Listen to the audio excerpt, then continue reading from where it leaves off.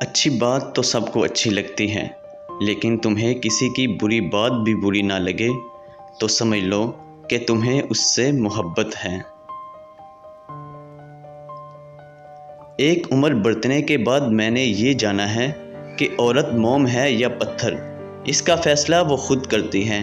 کسی دوسرے شخص کو اسے موم یا پتھر کا خطاب دینے کا حق نہیں ہوتا۔ وہ خود چاہے تو محبوب کے اشاروں کی طرف مڑتی رہتی ہے، اور پتھر بننے کا فیصلہ کر لے تو کوئی شخص بھکاری بن کر بھی اس کی ایک نگاہ التفات نہیں پا سکتا۔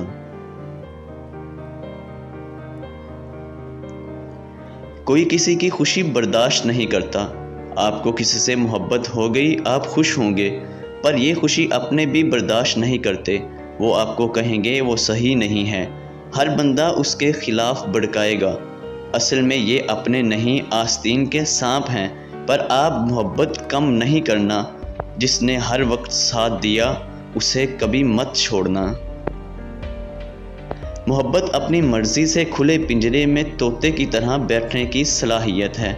محبت اس غلامی کا طوق ہے جو انسان خود اپنے اختیار سے گلے میں ڈالتا ہے۔ عورت کی خوبصورتی حیرت کا ایک لمحہ ہے جس میں مرد قید ہو جاتا ہے۔ فاصلے کبھی رشتے الگ نہیں کر سکتے، اور نزدیکیاں کبھی رشتے بنا نہیں سکتیں۔ اگر آپ نے کسی کے کردار کا اندازہ لگانا ہو تو یہ دیکھو کہ وہ ہنستا کس بات پر ہے۔